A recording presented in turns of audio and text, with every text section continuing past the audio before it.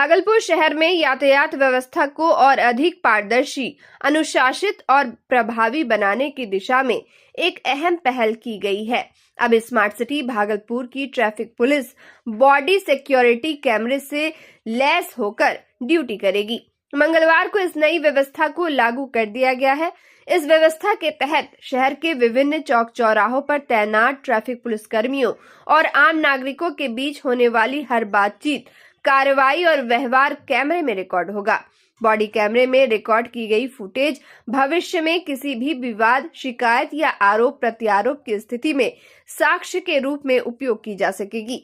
इससे न केवल पारदर्शिता बढ़ेगी बल्कि अनावश्यक विवादों पर भी रोक लगेगी। नई व्यवस्था के तहत शहर के प्रमुख चौराहों पर तैनात सभी ट्रैफिक पुलिसकर्मी अब सफेद वर्दी में नजर आएंगे। इससे ट्रैफिक पुलिस की अलग पहचान बनेगी और आम नागरिकों को भी उन्हें पहचानने में आसानी होगी। इस संबंध में ट्रैफिक डीएसपी संजय कुमार ने बताया कि सरकार की ओर से यातायात नियमों के प्रभावी क्रियान्वयन के लिए आधुनिक तकनीकी संसाधन उपलब्ध कराए गए हैं। उसी क्रम में ट्रैफिक पुलिस को हाई सिक्योरिटी बॉडी कैमरे दिए गए हैं। उन्होंने कहा कि अक्सर ट्रैफिक पुलिस पर गलत व्यवहार या अनुचित कार्रवाई के आरोप लगाए जाते हैं, लेकिन अब कैमरे के माध्यम से हर परिस्थिति रिकॉर्ड होगी, जिससे सच्चाई सामने आ सकेगी। ट्रैफिक डीएसपी ने यह भी कहा कि यह व्यवस्था केवल चालान और ट्रैफिक नियंत्रण तक सीमित नहीं है, बल्कि अपराध नियंत्रण में भी कारगर साबित होगी। संदिग्ध गतिविधियों, झगड़ों या आपराधिक घटनाओं की रिकॉर्डिंग से पुलिस को त्वरित और ठोस कार्रवाई में मदद मिलेगी। और प्लस दूसरी चीज है कि सभी को बॉडी वॉर्न सिक्योरिटी कैमरा दिया गया है, जिससे कि जनता और पुलिसकर्मी के बीच में भी जो भी वार्तालाप होता हो या किसी तरह का कोई भी घटना दुर्घटना होता हो, ऑन रिकॉर्ड हो, पारदर्शिता बनी रहे, जिससे कि किसी पर आरोप प्रतिरोध की संभावना कम हो।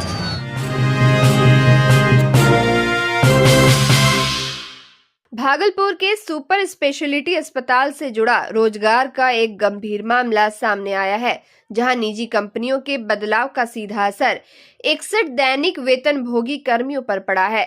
ये सभी कर्मी पिछले 3 महीनों से अंतरा कंपनी के माध्यम से अस्पताल में डाटा ऑपरेटर, ड्रेसर और ट्रॉली मैन के रूप में कार्यरत थे। कर्मियों के अनुसार हाल ही में अस्पताल प्रशासन ने अंतरा कंपनी से कार्य वापस लेकर अंग विकास परिषद नामक निजी एजेंसी को जिम्मेदारी सौंप दी। नई कंपनी के कार्यभार संभालते ही इन 61 कर्मियों को काम से हटा दिया गया, जिससे एक साथ 61 परिवारों के सामने रोजी रोटी का गंभीर संकट खड़ा हो गया। प्रदर्शन कर रहे कर्मियों का आरोप है कि कुछ दिन पहले जब उन्होंने अपनी नौकरी को लेकर आपत्ति जताई थी, तब अस्पताल प्रशासन की ओर से उन्हें आश्वासन दिया गया था कि केवल कंपनी बदली जाएगी, कर्मियों को नहीं हटाया जाएगा। लेकिन नई एजेंसी ने इस आश्वासन को नजरअंदाज करते हुए सभी कर्मियों को बाहर का रास्ता दिखा दिया। नौकरी से निकाले जाने के बाद आज सभी प्रभावित कर्मी मायागंज अस्पताल के अधीक्षक कार्यालय पहुंचे और अपनी मांगों को लेकर विरोध प्रदर्शन किया। कर्मियों ने प्रशासन से दोबारा काम पर रखने की मांग की।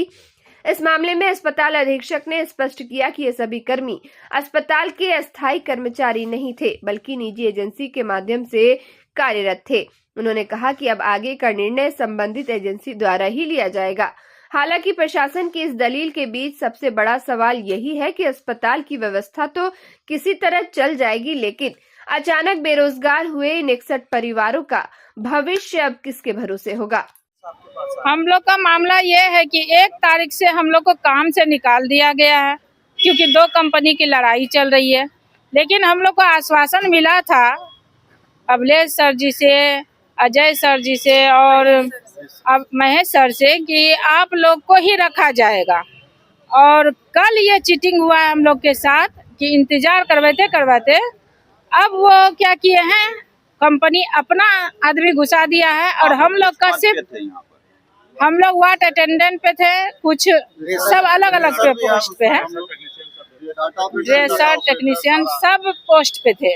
अब ये क्या बदमाशी हो रहा है कि वो लोग अपना आदमी अचानक से घुसा दिया है कल।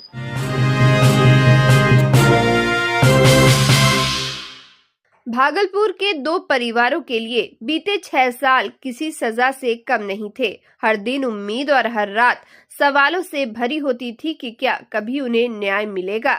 आखिरकार 9 दिसंबर को पटना हाई कोर्ट ने पॉक्सो मामले में उम्र कैद की सजा काट रहे ननकू मंडल और बंटी कुमार यादव को बाइज्जत बरी करा दिया।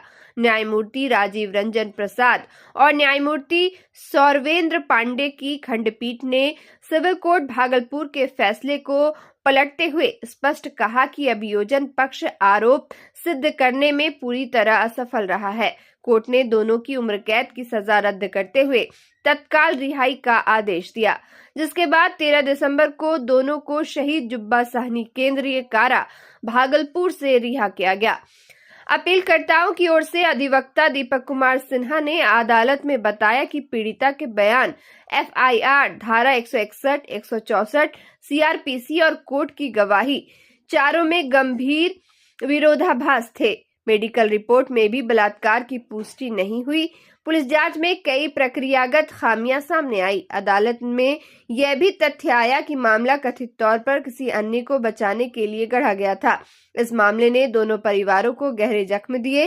बंटी कुमार यादव के पिता की मौत के बाद पूरे परिवार की जिम्मेदारी उन्हीं पर थी, लेकिन झूठे केस ने परिवार को बेसहारा कर दिया।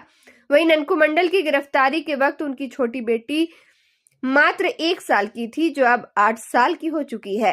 पत्नी और बच्चों ने सामाजिक ताने, आर्थिक तंगी और मानसिक पीड़ा के बीच 6 साल गुजारे। हाईकोर्ट का यह फैसला केवल 2 व्यक्तियों की रिहाई नहीं, बल्कि उन सभी परिवारों के लिए उम्मीद की किरण है जो वर्षों से झूठे आरोपों के अंधेरे में सच के उजाले का इंतजार कर रहे हैं। देखिए, ये हमारे जो कानून है पॉस्को एक्ट, इसमें कहलगांव थाना कांड संख्या 677/2019 ये कहलगांव में एफआईआर दर्ज हुआ था और उसके बाद हमारे भागलपुर के डीजे 7 उस समय लवकुश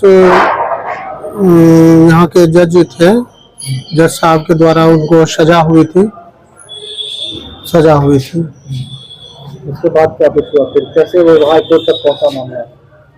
फिर ये अपील में हम लोग गए, क्रिमिनल अपील में गए और वहाँ पे एडवोकेट दीपक कुमार सिन्हा जी थे और हम लोगों के प्रयास से, चूंकि आजीवन कारावास था, अधिकतम ये तो सजा इनको 10 साल से लेके आजीवन कारावास तक था, लेकिन इनको उस सेक्शन में आजीवन कारावास हुई थी और हम लोगों के अथक प्रयास से ये संभव हो पाया। ये ना कि भागलपुर बल्कि पूरे बिहार के लिए एक इस तरह का मामला एक आम व्यक्तियों एडवोकेट के लिए ये एक अच्छा संदेश है।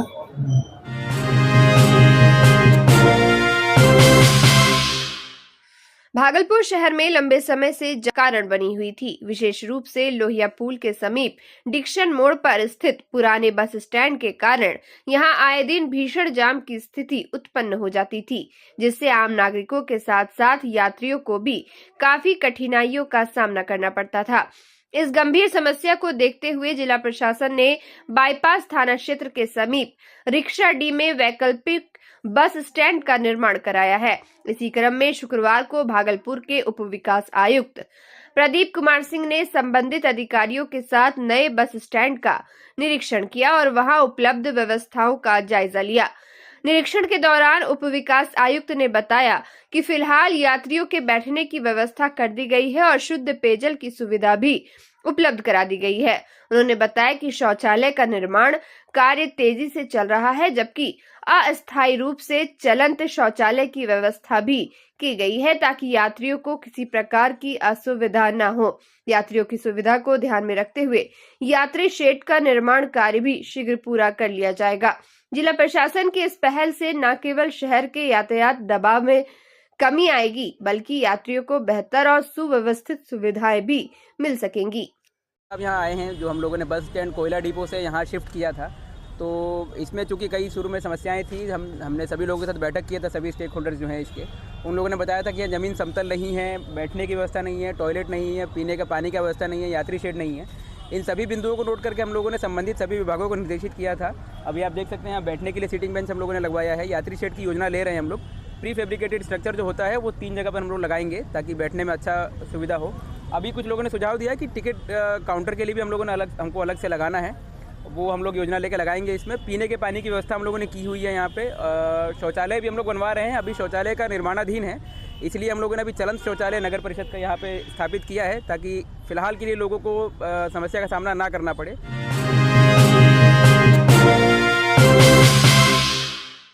भागलपुर में बच्चों के हृदय रोग से जुड़ी समस्याओं की समय रहते पहचान और इलाज को लेकर एक सराहनीय पहल की जा रही है।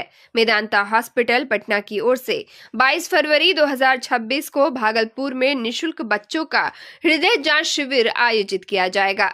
इस शिविर में भागलपुर सहित आसपास के जिलों के बच्चों की हृदय संबंधी जांच की जाएगी। शिविर के दौरान अगर किसी बच्चे में गंभीर हृदय रोग पाया जाता है और ऑपरेशन या विशेष उपचार की आवश्यकता होती है, तो ऐसे बच्चों को मेदांता हॉस्पिटल पटना ले जाकर उच्च स्तरीय इलाज उपलब्ध कराया जाएगा। खास बात यह है कि जांच से लेकर इलाज तक की पूरी प्रक्रिया पूर्णतः निःशुल्क होगी, जिससे आर्थिक रूप से कमजोर परिवारों को बड़ी राहत मिलेगी। इस आयोजन को लेकर भागलपुर के एक निजी होटल में आयोजित प्रेस वार्ता में जीवन जागृति सोसाइटी के उपाध्यक्ष डॉक्टर सत्येंद्र और मेदांता हॉस्पिटल पटना के पीडियाट्रिक कार्डियोलॉजी डायरेक्टर डॉक्टर आशीष सप्रे ने संयुक्त रूप से जानकारी दी। डॉक्टर आशीष सप्रे ने बताया कि बच्चों में जन्मजात हृदय रोग की समय पर पहचान बेहद जरूरी है। कई मामलों में शुरुआती जांच से ही बच्चों की जान बचाई जा सकती है। ऐसे शिविर समाज के लिए अत्यंत उपयोगी साबित होते हैं। वही जीवन जागृति सोसाइटी के उपाध्यक्ष डॉक्टर सत्येंद्र ने कहा कि समाज के अंतिम पंक्ति में खड़े जरूरतमंद बच्चों तक बेहतर स्वास्थ्य सेवाएं पहुंचाना ही इस पहल का मुख्य उद्देश्य है। उन्होंने अभिभावकों से अपील की कि वे अधिक से अधिक संख्या में शिविर में पहुंचकर अपने बच्चों की जांच जरूर कराएं। दिनांक 22 फरवरी 2026 को मेदांता पटना के सहयोग से एक पीडियाट्रिक